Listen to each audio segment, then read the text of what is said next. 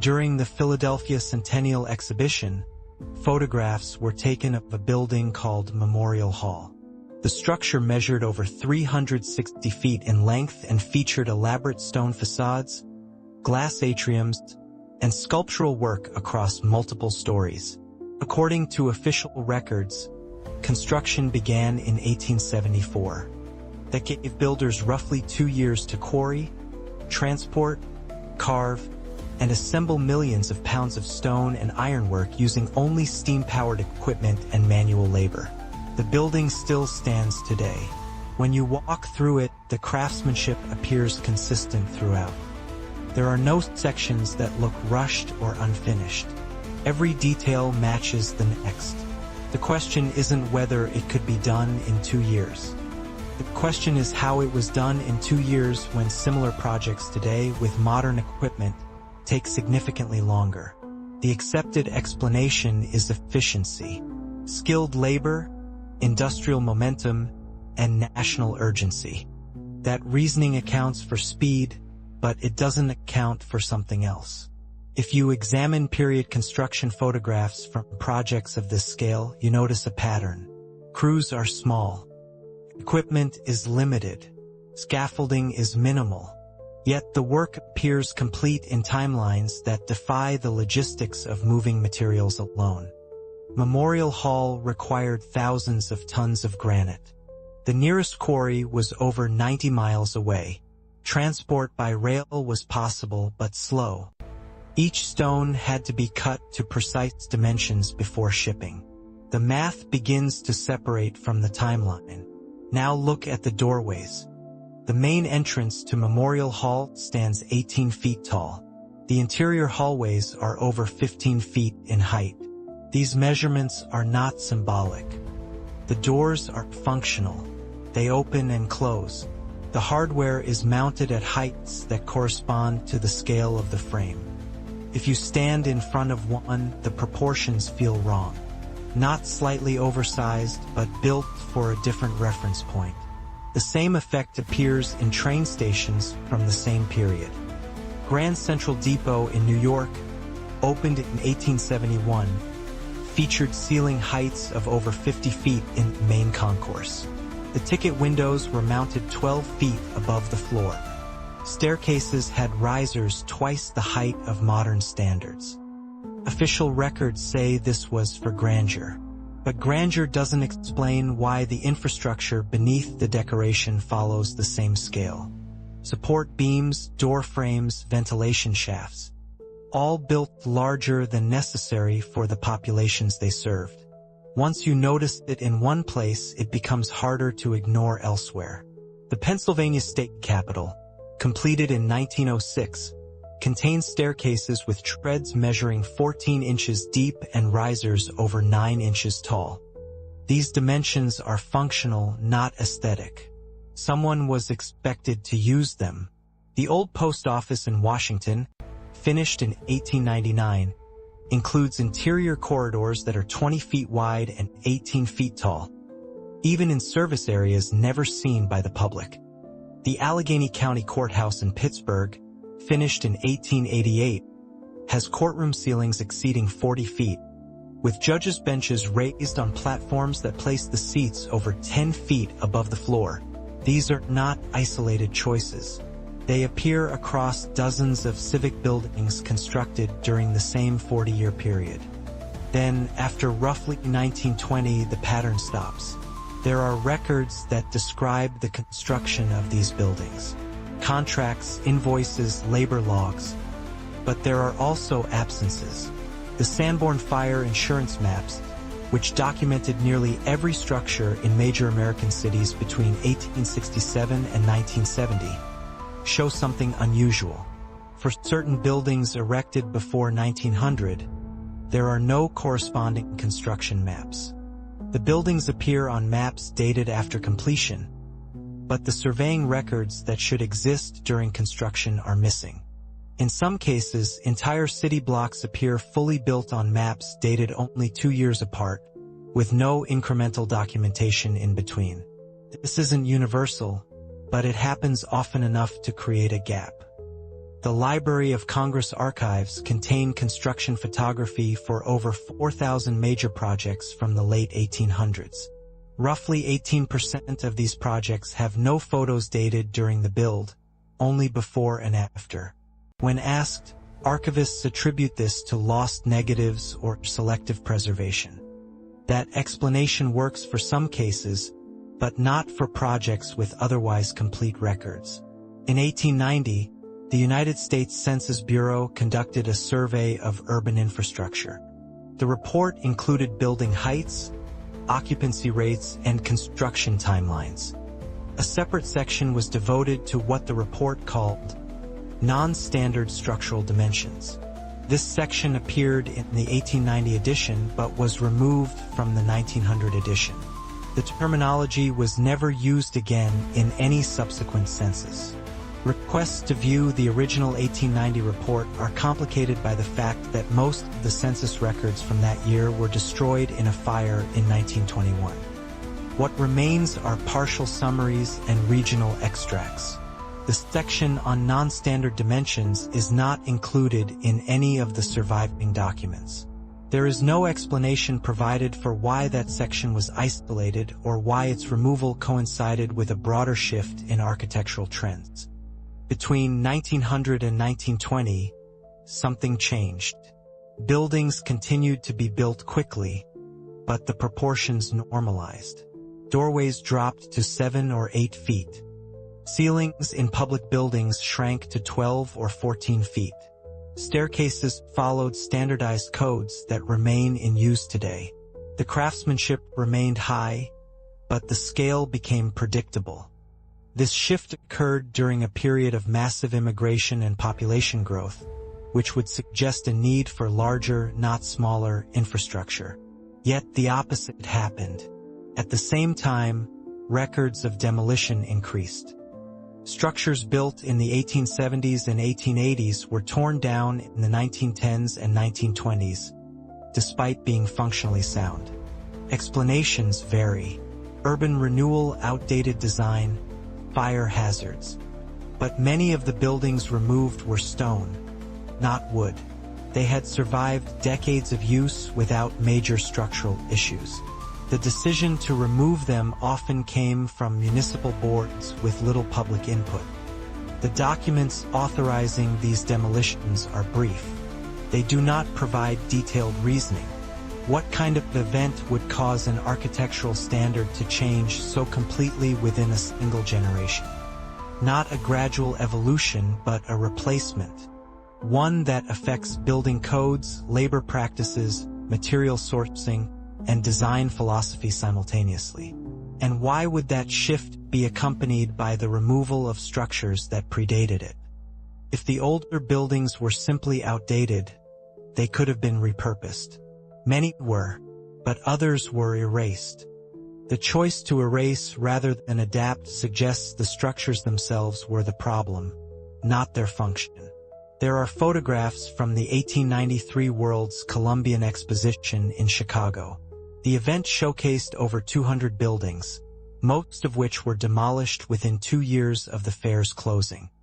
Official records state the buildings were temporary, constructed from staff, a mixture of plaster and fiber. But photographs show stone foundations, steel frameworks, and transportation infrastructure that required permanent installation. The demolition was swift and thorough. By 1895, almost no physical trace of the exposition remained.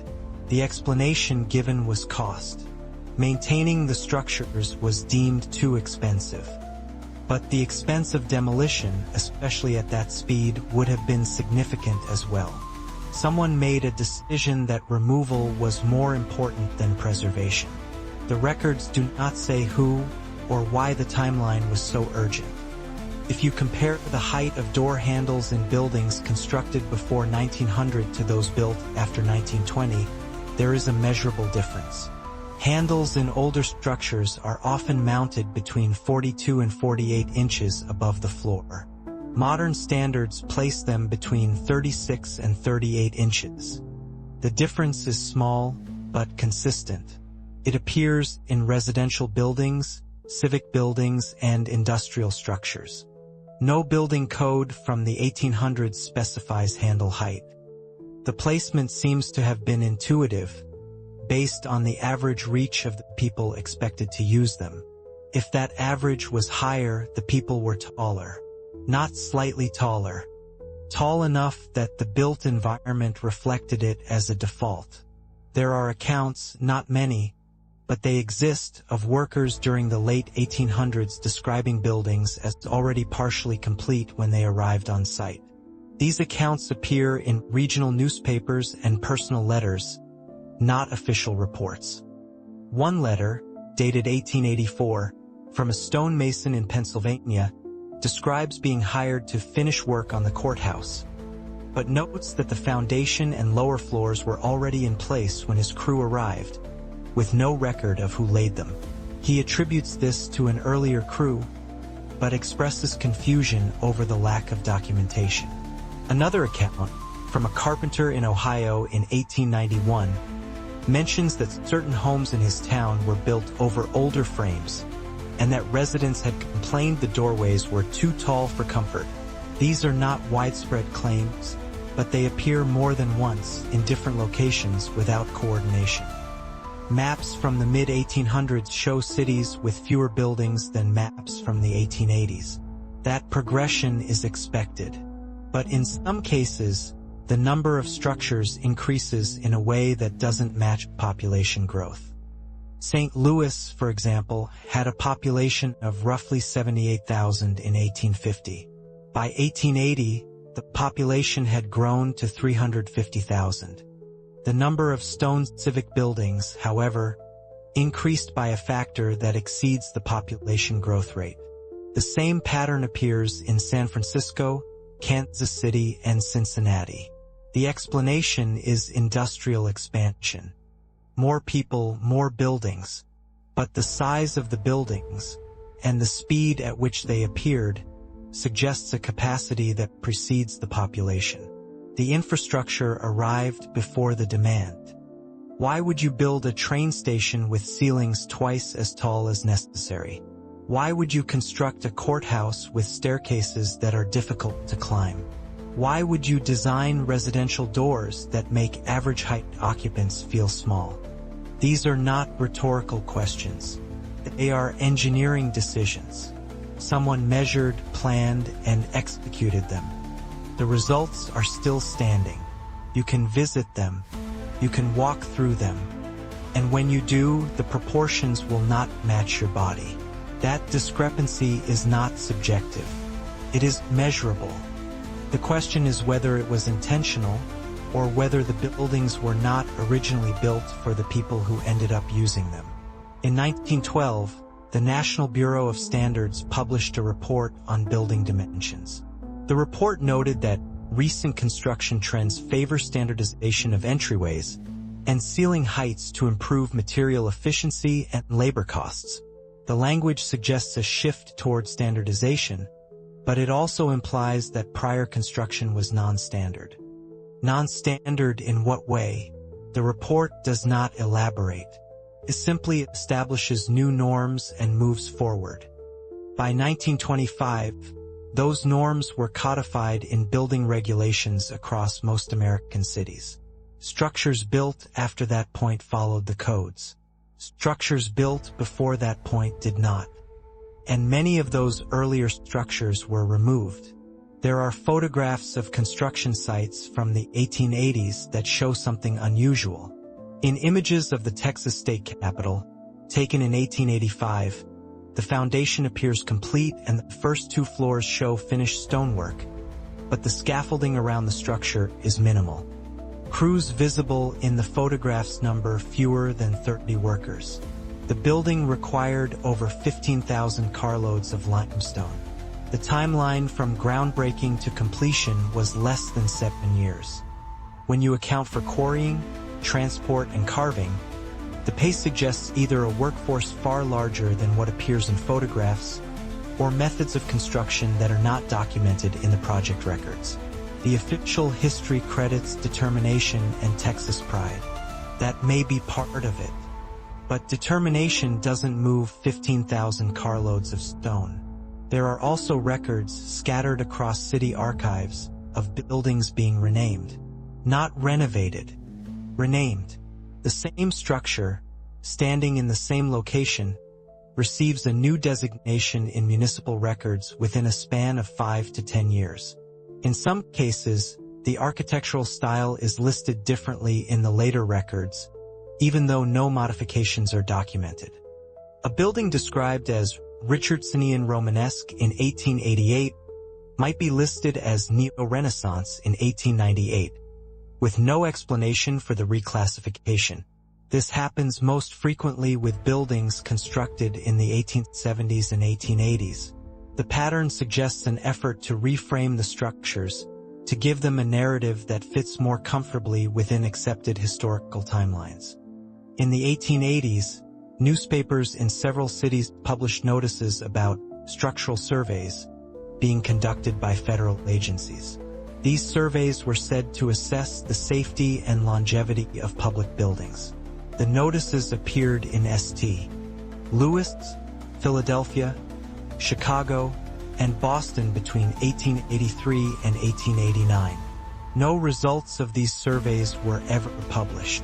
There are no follow-up articles, no public reports, and no records in the National Archives that correspond to the surveys mentioned in the notices.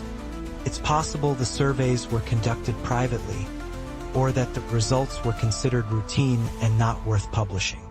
But the absence is notable, especially given the level of detail typically recorded in municipal documents from that era.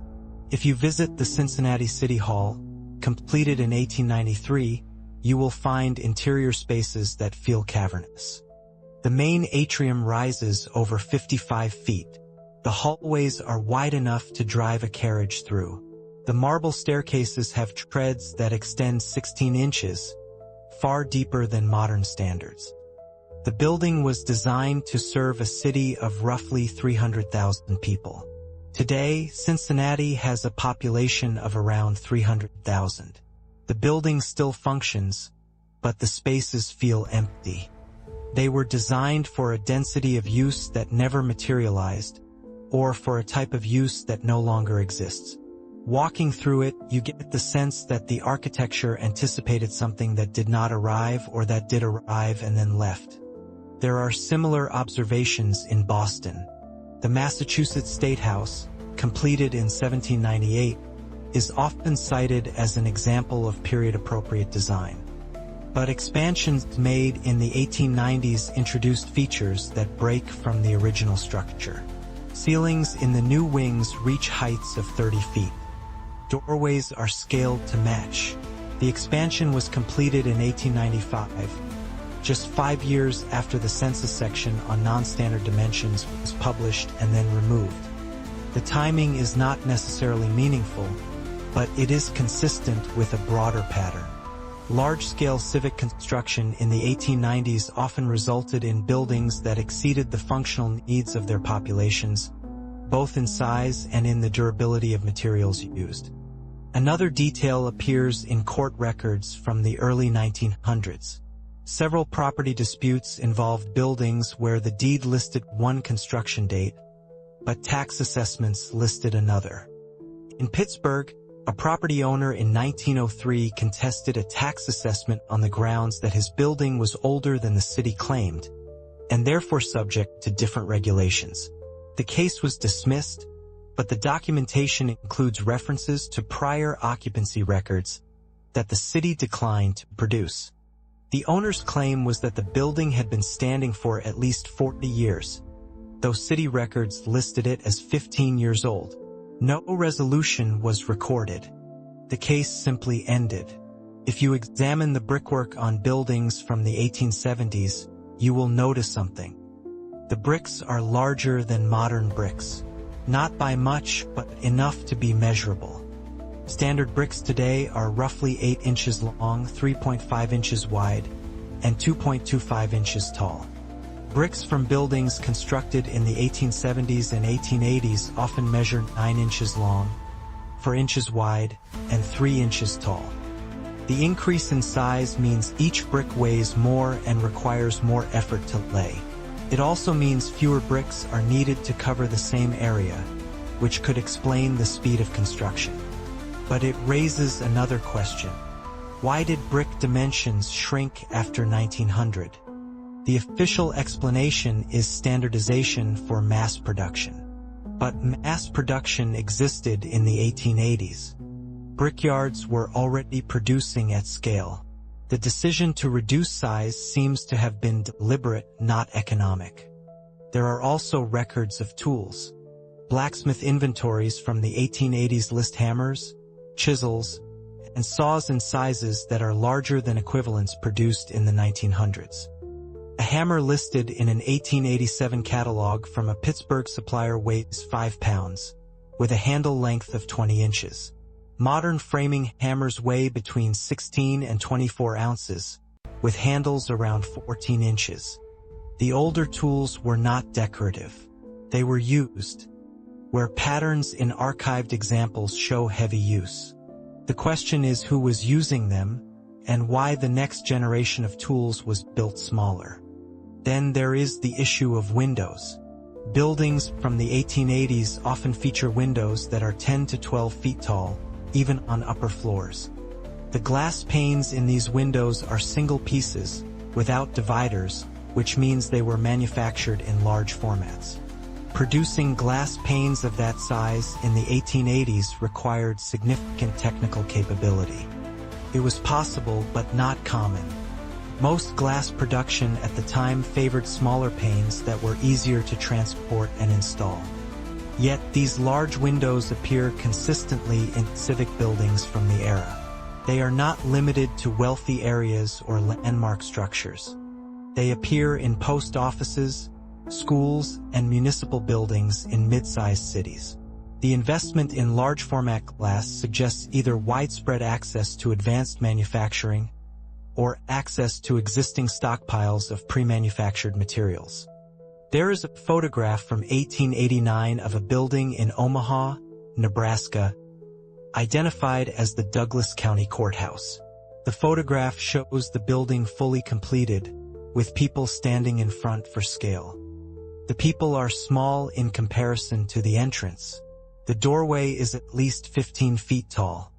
The photograph is dated 1889, but property records indicate the courthouse was completed in 1885. The 4-year gap is unusual but not impossible. What is more unusual is that the photograph is labeled as a documentation of original structure. The word original suggests there was a later version, but there are no records of the building being rebuilt or significantly altered. It stood until 1912, when it was demolished. The reason given was structural instability. No engineer's reports from the time support that claim. There are no surviving records that explain why the 1890 census included a section on non-standard dimensions, or what those dimensions referred to. There are no surviving explanations for why so many exposition buildings, constructed with permanent materials, were demolished immediately after use. There are no records that clarify why door handles, staircase risers, and ceiling heights shifted uniformly across multiple cities in the span of 2 decades. What remains is the physical evidence, the buildings themselves, and the uncomfortable consistency of their design. If you were to walk through one of these older structures today, you might not notice anything at first. But if you pay attention, you will feel it. The space will seem slightly wrong. The doors will be too tall. The ceilings too high. The stairs too steep. And once you notice it, you will start to see it everywhere. Not in new buildings, but in old ones. The ones still standing. The ones that were not removed. And you will begin to wonder what those buildings were designed for, and whether the official timeline of their construction accounts for how they actually appeared.